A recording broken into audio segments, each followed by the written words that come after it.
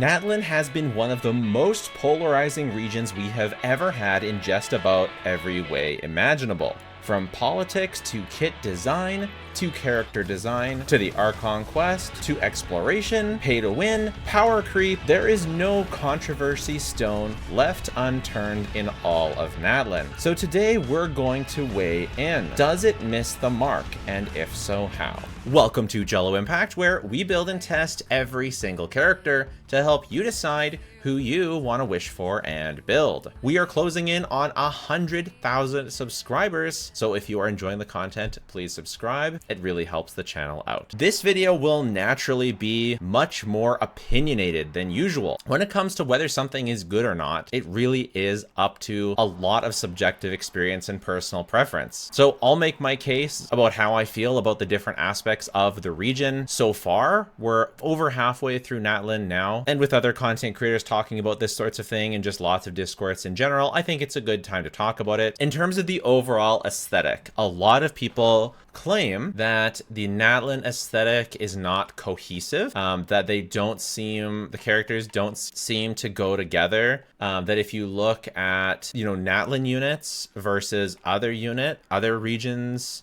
units, the other regions had a lot more of a cohesive design when it came to characters from that region. Fontaine had this sort of steampunky kind of vibe. Sumeru has this sort of vibe. Inazuma has, I think, one of the strongest vibes. I think Inazuma and Liyue both have the strongest character looking vibe to them, and Inazuma was by far my favorite. But I sort of disagree. I actually do think that the Natlan characters have a cohesion to them in the way that they're very bright and they're very bold. It's all very, hey, look at me, hey, look at this color. They sort of have these tribal-ish patterns to them. Some of them are from different tribes, but they all do have a sort of cohesion. They have this tattoo sort of theme as well. Not all of them, but especially in Night Soul Burst, a lot of them do. So I don't know, I don't really agree with that take that they don't have a cohesion. I think that people just don't like the theme. I think that they do have a cohesive theme. I think that people just don't like it. And when we look at sort of the aesthetic of the region, I don't think that that it's too far off the mark. Like if we look at Mulan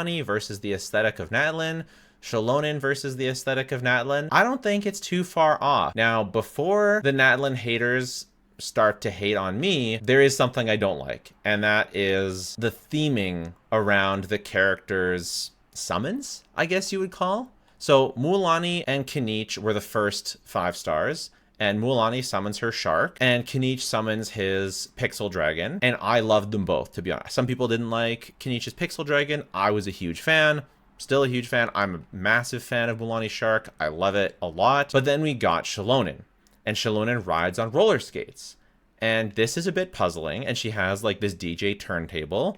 Also a bit puzzling. Apparently she's a blacksmith, so she's this blacksmith DJ with these tribal stuff, and she's also a leopard. So she has this leopard tail, and then when you're like climbing, you can turn into a leopard for a brief period. And this doesn't fly with me.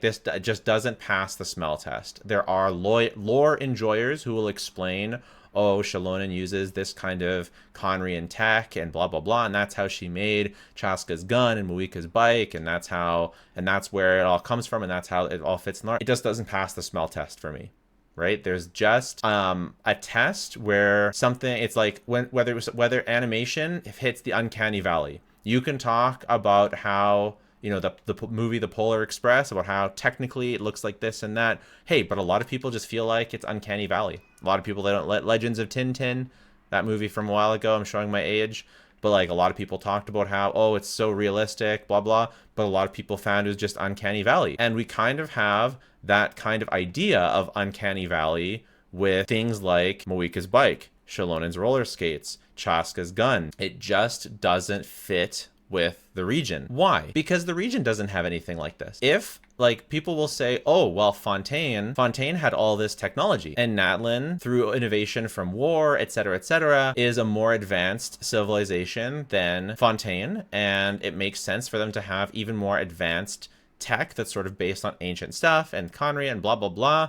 There's ruin guards in the game, and they're so advanced, and, what's so different about this? For me, there's two things. Number one, Nothing else in Natlan screams innovation. In Fontaine, everything about the city was steampunk. It matched. Yeah, I was a little surprised to see Navia wield her cannons, right? I was a little surprised even to see Cloran with a gun. That was big news. Not very many guns in Genshin before that. But when we saw the region, when we saw everything that went on, it seemed to fit the aesthetic of the region. Like I said, I think that Chaska's design fits the region, but as soon as she steps on her gun, I feel like it loses it. Even same for me with Moika. She does kind of have a bit of a biker outfit, which already stands out a little bit weirdly, but it's super hot, so I'll forgive it. But as soon as she gets on her bike, for me, it just doesn't pass the smell test. It's a bit uncanny valley. It doesn't match the rest of the region. There's no other bikes. She's got rubber on her wheels. Doesn't quite fit the vibe of the region. Also, things like roller skates, things like an actual motorbike, these are things that I see in real life, whereas nothing in Natlan is things that I see in real life. And so it's a juxtaposition of real life versus fantasy. If I would expect, I actually don't have a problem with a motorbike in Genshin full stop. I would prefer it to not be there, but immersion wise, I don't have a problem with it. But what I would like to see, what I would have liked to have seen in Natlan is actual roads, actual other vehicles. If Moika's going to have a bike, yeah, her bike may be much more advanced than the other bikes, but I would have liked to have seen other bikes, or at least other vehicles. I would have liked, if Shalonen's going to be a DJ, I want to be able to go to a concert hall. I do. If Chaska's going to have a floating gun, I want to see other giant guns that her tribe is using. I want us to defend their nation. I want to see maybe giant guns mounted on their nation's animals. This will increase the immersion and the cohesion with the rest of the region. You may not like it. You may not want to see modern roads in Genshin. I think it would be okay for a region to be more modern. I wouldn't prefer it, but so that's basically what I'm saying is if we're going to get modern stuff and stuff that you can see in real life, like this motorbike and like rollerblades and a DJ turntable, then I want to be able to go to a DJ to go see a show in Natlan where Shalonen doesn't look out of place. I want Moika to be able to ride her motorbike on a road and have there be some other cars around so it doesn't look out of place. So to me, that is where Genshin missed the mark. I did hear some people saying that Citlali felt they broke immersion because she rides on a pillow, and I 100% disagree with this. I feel like Citlali meshes perfectly with the world of Genshin. I don't think a sentient pillow is at all immersion breaking, even a little bit. Ito has his bull that basically looks like a pillow. Chiori has sentient dolls. I don't think that that's a problem in any way, shape, or form. Like Baron Bunny, I feel like Baron Bunny basically looks like a pillow. Like I really feel like if anything is immersion breaking, it's how creepy Baron Bunny looks. Like good lord. And I don't think that Citlali breaks immersion at all. And personally, I didn't find it too fan servicey. I didn't really have a problem with that and how her character was handled. I thought that she was smitten with the Traveler from the beginning, and I felt that it was very well telegraphed. And I'm not smitten for Citlali, so I'm not like, she's not like my waifu.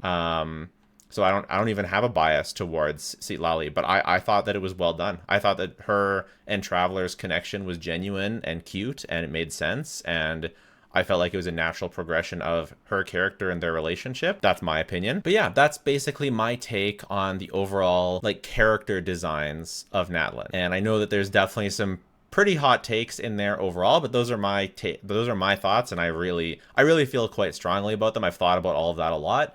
In terms of the characters not from Natlan, we're having Lanyan, Mizuki. Oh, and then we've got Veresa. I like Veresa's design. I think a lot of people just feel like it's different and then they don't like it. And I think that it's great. It's not my cup of tea. I'm not smitten with this character, but I think it looks different and good. She's got a totally different model. That's another really underrated thing about Natlan. Kachina has a brand new model. She does not share the same model with other short girls. Citlali has a brand new model, which is incredible. She's a little bit taller, a little bit smaller head, better proportioned. Moika, same thing. Brand new model, and she looks all the more incredible for it. So yeah, in terms of like the actual character visuals, I think they look really good, and I think they actually do have like a cohesive theme going on, but I think that they're summons and their kit visuals miss the mark in that they actually kind of match each other, right? Xiaolonen, Moika, Chaska, this like hyper modern kind of vibe, they actually kind of have a cohesion with each other, just not with the rest of the game, essentially, for me. And in the non-Natlan characters, I think both hit it out of the park in terms of design. Lanyan just looks incredible. The Liyue theming is strong and she looks amazing. And same with Mizuki and the Inazuma theming. So now we'll move on to kit design, and then we'll go over other Natlan stuff like story and exploration really quickly, and then we'll do meta at the end. So kit design, I think Keqing is fine but a little boring. She's carried by the Natlan artifact set, which I think is okay. I know it's fun when new artifact sets also work for older characters, and I would have liked to have seen, and it kind of does, like unironically, some other characters do end up using it, or at least they did until we got enough supports in Natlan that every team kind of wants some kind of Natlan support. I think it's fine. Basically for me, as long as the new units don't exclude support with older units, I'm fine with it. And I know a lot of people say Moika does. Overall, it's not a problem in my opinion, but we'll go through the kits one at a time. So Keqing, boring but fine. She is a 4-star, you know, 0.05 4-star, X.0 4-star after all. So like, how high can your expectations be? She's definitely more interesting than Fremine or Lynette in terms of kit design. Mualani, I think super interesting kit design. I really like the forward vape, how she applies so little pyro that you actually want a forward vape. No other character forward vapes. She does damage through big nukes, which is such a unique playstyle. Very few other characters do damage through big nukes. Obviously, Moika is one since then, but quite unique, kind of like Navia, but different, and focus on reaction damage, and just super cool kit. HP scaler. I really like how different she is to play. I feel like her only problem is lack of synergies, mainly a really good Xiangling replacement that applies enough pyro to actually be super reliable, and like a full premium support team. It feels like she hasn't gotten her full premium supports, even though we have Moika, and Moika should have been our premium support, but they just don't mesh perfectly. It's really frustrating. And as a result, because Xiangling is so annoying to use with her, and as Mualani's kit has a lot of clunkiness, the amount of hours I've spent resetting for good clears with Mualani is enormous. Even though she is very good, she is very annoying, and overall people are unsatisfied. But I think overall, I think she is still a W in terms of her kit. I think it's unique and fun and different, and it does have big shortcomings. But overall, I really like how unique and experimental it is and how different it feels than other kits in the game. I really like that. I am very tempted to get Constellations to fix her kit, and that bothers me, of course, because it makes it feel like it was done intentionally by Hoyo, which it probably was, and that feels very bad. Lots of Natlan characters have very good early Constellations, and Mualani, I feel like instead of it just being power, it is also the enjoyment of playing the character that really increases with C1 and C2, and I don't like that. And I feel very tempted by those early Constellations, and that makes me feel like that they did it on purpose. So I don't like that, but overall I do like her kit. I really like Kenichi's kit. It's also got some funky stuff with having to go into his triangle, into his Dorito, but I really like it. It's really different. It requires burning, which restricts teams, but not in a way that feels too horrible. It feels like his teams have an identity around that burning thing, and I feel like the playstyle of swinging around the enemy is just so unique. Both of these characters just feel so unique, and I feel like kit design wise and in terms of making new team comps, like the amount of weird supports that you end up using with these characters, like C1 Mona being one of Mualani's very best teammates, or Farina where you switch to healing mode half the time, so interesting, and just not something that other characters really utilize very well. And Kenichi, you know, using Deepwood Toma, Deepwood Dea being viable alternatives. It's just so unique and fresh, and I think Genshin's meta team did a very good job designing characters that feel unique to play, and that's really cool. I really like that, and this trend continues. I'll skip over Xiaolonen Oran for a second because I want to keep talking about the DPSs. Chaska is also a very unique character to play. So unique. She's very easy to play. One of the easiest characters to play in the game. You just hold charge and shoot. But her team building around not animo damage, but other elemental damage, very interesting. And still, even though her gameplay is very simple, it is very unique and very low skill floor. You can just jump on and start playing her, and she's really good for, I think, like a beginner character. I'd recommend her every single time. Kind of like kind of like she's like single target Novelette. And we just don't really have anything like her, and being able to do some elemental reactions. There are some shortcomings. I would have liked it to have been a bit more consistent to do her reactions, and she also feels like her constellations really bait her, like her C2 giving her actual AoE performance really makes it feel like Chaska mains should be baited by C2. I know I would be if I was a Chaska main, so that's also potentially a negative, although they are all strong at C0, but I do think that a lot of people will start to feel baited over time by those weaknesses. And then Moika. We haven't had a character that can nuke for 1.5 million damage at Constellation 0 before. Oh my god, Moika. Maybe we'll save Moika for the meta section. In terms of playstyle, I do find it different. It does feel different to play her than other characters, to melt that huge nuke and then do the charge attacks. Even though I am personally, not a fan of the bike, as I've made pretty clear, the gameplay is interesting. And not only do you have that big nuke, but then you have your charge attacks, and then you can break them up. You can add normal attacks. You can add her finishing attack, and it makes her gameplay quite engaging. I think aside from the actual bike itself, and the power creep we'll talk about a bit later, aside from those issues, I'm a really big fan of her kit. Just the way it feels to actually play. Moika doesn't need all Natlan supports. She just needs Citlali and Bennett, and your other support can be an Animo unit like Kazuha, Sucrose, a second cryo unit for more consistent melts. It can be an Animo unit like Sucrose or Lanyan. I love using Diona. I know Jeff's talking about Chongyun. I think Diona's overall a bit better, but you can just use another cryo unit. You get cryo resonance and like instructor buff from Diona, the 200 EM from her C6, and then if you use Elegy, that's another bunch of EM, so that's really good. So that's kind of it for DPSs. For supports, Xilonen feels so good to play because of her short field time, her debuff and buff applying to all enemies in multi-wave, her giving healing. She's just a character that you can just easily recommend to your friends. As long as she works with that character, there's no like, oh, but make sure you do this. It's like no thoughts, head empty, Xilonen will work. You get Xilonen and you will feel the impact of Xilonen. Auroron feels like he's about to get power crept by Iansen already. So that feels real bad. I would have liked him to have leaned a lot harder into his electrocharge playstyle. I feel like his electrocharge buffing is undertuned. Would have been really nice to see it do a lot more. He can hold scroll and elegy for the end, which is good, and his kit does have some buffing. If you get C6, there's some attack, but it's just feels like it's going to get power crept by Iansen already. That feels kind of bad. I just would have liked to have seen the electrocharge stuff be a bit stronger and give him a bit more of a longer lasting niche. Citlali enabled melt, which is completely unique. So it's kind of like what I wish Auroron did, Citlali did for melt, whether that be Moika melt, but also if you're an Arlecchino main, like sure, Moika is way better than Arlecchino, but Arlecchino still slaps really hard, and Citlali enables melt to be a consistent and viable playstyle, and there's other characters that can melt as well. So I'm a really, really big fan of Citlali because of how she enables a totally new type of team. It was scummy how they released Citlali and Muiki right at the same time on the same banner without with the rewards being in the next half. That was scummy.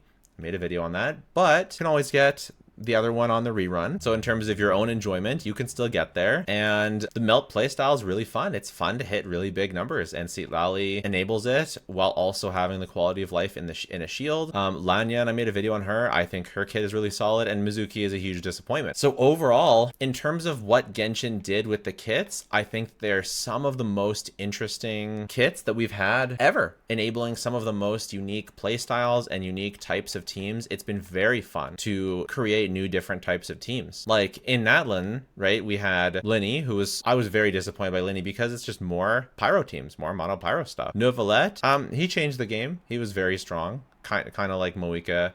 He's just very, very strong. Risley, he tried to do some melt stuff, but it was cool. They're cool. Farina enabled a lot of new teams, which was really, really nice, and enabled healers, which was really cool. Navia, she was pretty unique. Chevreuse enabled a lot of teams, very unique. Gaming, Shenhe enabled plunge, very unique. Arlecchino, sort of more pyro. Cloran, just sort of stronger electro. Emily with burning. I feel like Fontaine did a good job of introducing a bunch of unique stuff, and Dendro obviously introduced a whole new element, and Inazuma, I'd say they were still fleshing out the game. So I just feel like Natlan sort of took what Fontaine already started doing, which was sort of unique kits that enabled different types of playstyles, and just dialed it up a couple notches to be even more interesting and unique. So I think they did a great job. Before we talk about meta, I'll super briefly say that I thought the exploration in Natlan was awesome. Some of the best exploration in Genshin. I don't know if I liked it better than my other favorite areas, but it's some of my most explored, which means that I did enjoy it a lot. I loved all of the hidden underground temples and stuff that there were, and working your way through those, I found it really rewarding and very fun. As you can see, I play the game not just for meta. I don't just live in the Spiral Abyss, I actually play the game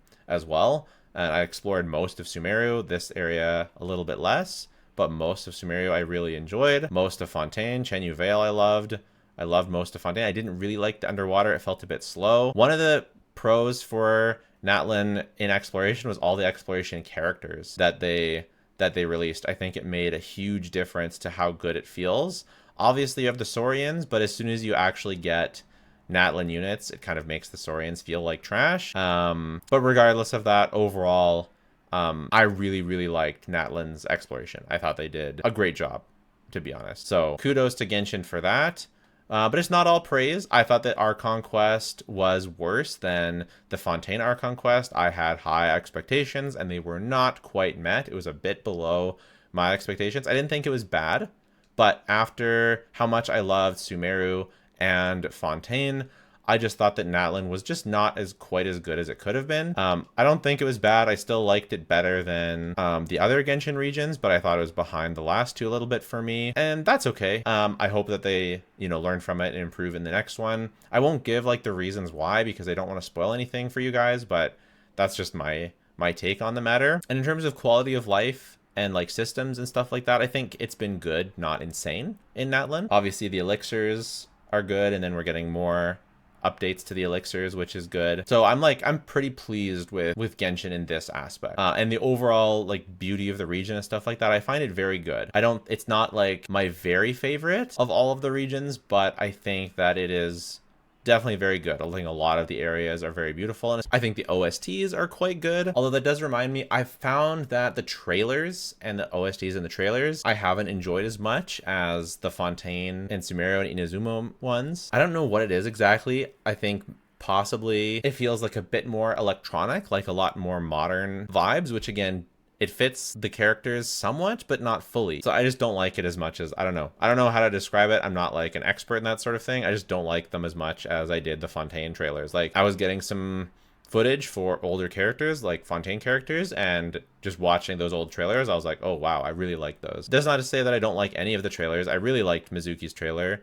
I thought Silali's trailer was really great, actually. I liked Mualani's trailer a lot, but Shilonin's, Moika's, I don't actually remember Chaska's. But yeah, a bunch of them I just haven't liked as much, unfortunately. I thought that the Archon Quest was pretty good. I didn't think it was as good as Fontaine or Sumeru. I won't spoil any of it. I know it's been a while since it's been out, but I really don't want to spoil any of it. I don't want to even give my reasons why I didn't think it was as good as Fontaine or Sumeru, as they are a kind of spoiler, and I hate being spoiled so much. I know it's been a long enough time that people might have done it already, but since we don't usually cover story on this channel, I'm just gonna say that I think it could have been better.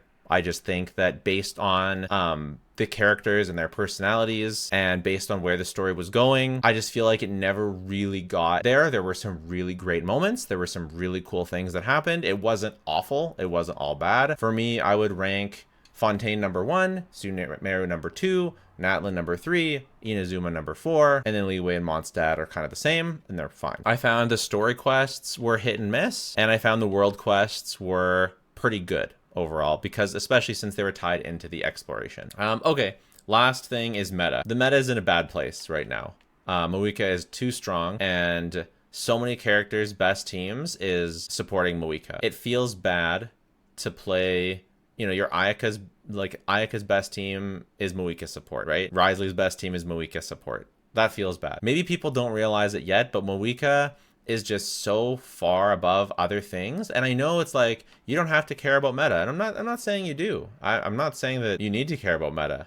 I'm just saying that for those of us who do care about meta, it feels bad that half of the cast or more their best team is Moika, Bennett, Silali. Like probably 3/4 of the cast. It's better rather than use any other team. It's better to just not use them and use Moika, Bennett, Silali. And we sort of had this with Hyperbloom already. We sort of had this with National already.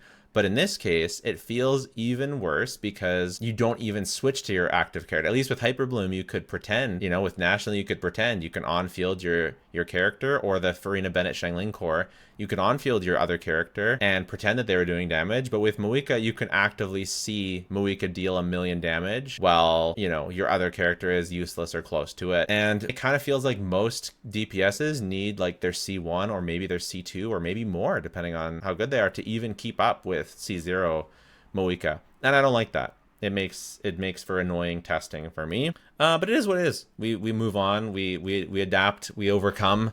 We adjust. And you know, it's not like I'm not enjoying testing anymore. I still love testing. I still love the game. I just hope that, I don't know, right now we just have a character that's essentially in a tier all of her own. I know I put both her and Novelette in tier 0, but essentially like Novelette is tier 0, but then Moika is tier M for Moika. She's in Moika tier because it just is on another level, and it's annoying. I like it when it's a bit more balanced like it was before Moika. But that's okay. That's not really a problem for you. That's a problem for me because I'm the one who likes to make tier lists, and you don't have to care about that. So, you know, I'm the one who has to deal with that somehow for my testing, and that's okay. I will figure out a way to deal with it. And I'm still having, I guess on the whole, I'd like to leave my final thoughts in that I'm still loving Genshin Impact, and I'm very excited for the future. I'm very excited for Skirk. I'm somewhat excited for Veresa because she's going to power creep Cloran, so I can't be too excited for her, but I am excited for Veresa. I think her playstyle looks fun. I'm very excited for Skirk, and I'm very excited for Nodcrawl